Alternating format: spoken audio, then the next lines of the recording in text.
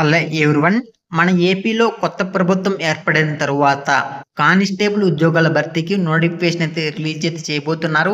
కాబట్టి మన AP state మొత్తానికి కలిపి ఈ కానిస్టేబుల్ ఉద్యోగాలకు సంబంధించి నోటిఫికేషన్ అనేది ఎప్పుడు రిలీజ్ చేస్తారు, ఇలాంటి విషయాలన్నీ కూడా ఈ వీడియోలో అయితే పూర్తిగా తెలుసుకోండి. సో ఇక్కడ మీరు గమనిస్తే మనకి ఇవాల్టి న్యూస్ పేపర్ అప్డేట్ అమ్మేది త్వరలో కానిస్టేబుల్ నియామకాలు అంటే మనకు ఒక అప్డేట్ అయితే రావడం జరిగింది. వైకాపా హయాంతో అర్ధాంతరంగా ఆగిపోయిన వైనం నియామక ప్రక్రియ పునరుద్ధరణకు న్యాయ నిపుణుల అభిప్రాయం తీసుకున్న ఎన్డీఏ ప్రభుత్వం ఆగస్టు నెలాఖరులోగా షెడ్యూల్ ఖరారుకు అవకాశం. కాబట్టి మీకు 2024 ఆగస్ట్ చివరిలో మీకైతే కానిస్టేబుల్ ఉద్యోగాల భర్తీకి మన ఏపీ స్టేట్ మొత్తానికి కలిపి నోటిఫికేషన్ అయితే రిలీజ్ అయితే చేయబోతున్నారు. సో ఇక్కడ మీరు గమనిస్తే మనకి వైకాపా హయాంతో ప్రకటనలనే పరిమితమైన ఆరంభంలోనే అర్ధాంతరంగా ఆగిపోయిన కానిస్టేబుల్ పోస్టుల నియామక ప్రక్రియను సాధ్యమైన త్వరలో చేపట్టేందుకు ప్రక్రియను సాధ్యమైన త్వరలో చేపట్టేందుకు ఎన్డీఏ ప్రభుత్వం కసరత్తు మొదలుపెట్టింది. ఈ నియామక ప్రక్రియకు సంబంధించిన న్యాయస్థానాల్లో గతంలో కొన్ని కేసులు దఖలై ఉన్నందున వాటిపై న్యాయ నిపుణులు అభిప్రాయం తీసుకొని తదుపరి కార్యాచరణ చేపట్టాలని నిర్ణయించింది. DGP CH Dwaraka Tirumalarao, police నియామక మండలి చైర్మన్ పిహెచ్డి రామకృష్ణ పలుమార్లు ఈ అంశంపై సమీక్ష నిర్వహించారు. ఆగస్టు నెలాఖరులోగా నియామక ప్రక్రియ పునఃప్రారంభానికి సంబంధించి షెడ్యూల్ ఖరారయ్యే అవకాశం అయితే ఉంది. ఏటా మనకి ఇక్కడ 6,500 చొప్పున పోలీసు ఉద్యోగాలు భర్తీ చేస్తామంటూ హామీ ఇచ్చినటువంటి తర్వాత పేజీలు చూద్దాం. హామీ ఇచ్చినటువంటి నాటి ముఖ్యమంత్రి జగన్మోహన్ రెడ్డి నిరుద్యోగుల్ని నెట్టేట ముంచేశారు. ఆయన పాలనలో 5 ఏళ్లలో ఒక కానిస్టేబుల్ పోస్టులు కూడా భర్తీ చేయలేదు.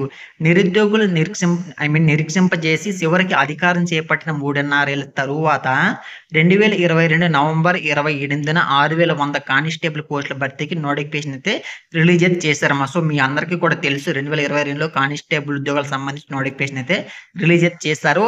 ఆ తర్వాత ఆయన మరో 1.5 ఏళ్ల పాటు అధికారంలో ఉన్నప్పటికీ నియామక ప్రక్రియ పూర్తి చేయలేకపోయారు. ప్రాథమిక పరీక్ష ప్రిలిమ్స్ అనేది నిర్వహించారు.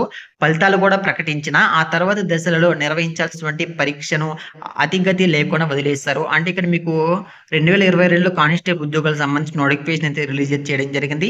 అక్కడ మీకు ప్రిలిమినరీ ఎగ్జామ్స్ కూడా పెట్టారమ్మా. చాలా మంది క్వాలిఫై అయ్యారు. కానీ రిటర్న్ టెస్ట్ పెట్టిన తర్వాత మీకు ఫిజికల్ టెస్ట్ అనేవి ఉంటాయి కదా, అంటే లాంగ్ జంప్, రన్నింగ్ లాంటివి.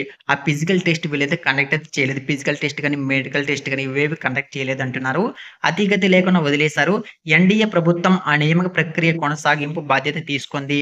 ప్రాథమిక రాత పరీక్షలో 95,208 మంది కానిస్టేబుల్ ఉద్యోగాల భర్తీ కోసం గత ఏడాది జనవరి 22న నిర్వహించినటువంటి ప్రాథమిక రాత పరీక్షకు చూడండి 4,58,219 మంది హాజరవగా వారిలో 95,200 మంది అభ్యర్థులు అర్హత సాధించారు.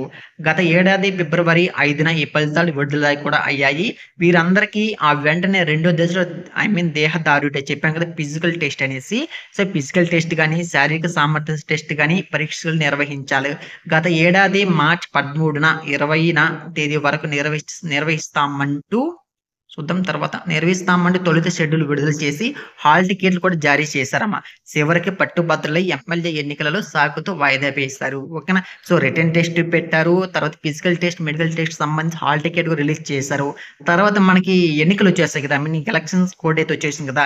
సో దాని ద్వారా వాటిని అయితే స్టాప్ చేస్తామంటే వీళ్ళైతే చెప్పారు. ఇక్కడ చూడండి, తొలుత షెడ్యూల్ విడుదల చేసి హాల్ టికెట్ కూడా జారీ చేశారు. చివరికి పట్టుభద్రులై ఎమ్మెల్యే ఎన్నికల సాకుతో వాయిదా వేశారు.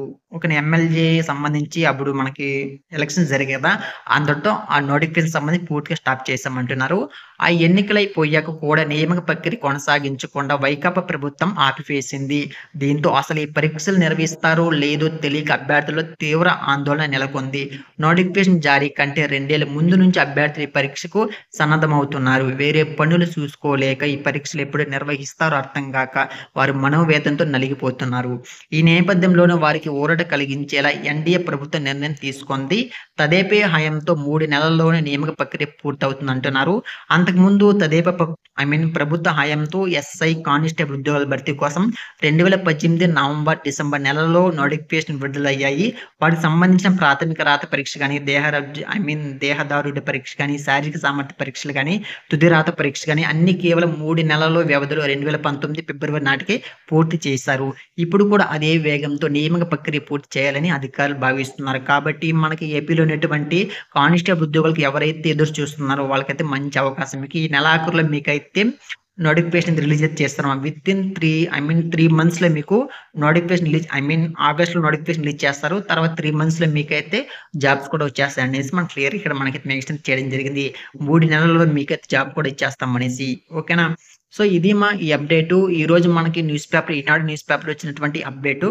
ఇంకా ఎలాంటి జాబ్స్ సంబంధించి అప్డేట్ వచ్చినా సరే నేను మీకైతే కంపల్సరీ మన యూట్యూబ్ ఛానల్‌లను, టెలిగ్రామ్ ఛానల్‌లను, వాట్సాప్ గ్రూప్‌లో కూడా నేను మీకైతే అప్డేట్ ఇస్తాను. మన Telegram link, WhatsApp channel link కింద మీకు డిస్క్రిప్షన్‌లో ఇస్తాను. అక్కడికి వెళ్లి అక్కడ కూడా జాయిన్ అవ్వండి. ఈ నోటిఫికేషన్ సంబంధించి పీడీఎఫ్ లింక్ అనేది కింద మీకైతే పిన్ చేస్తాను.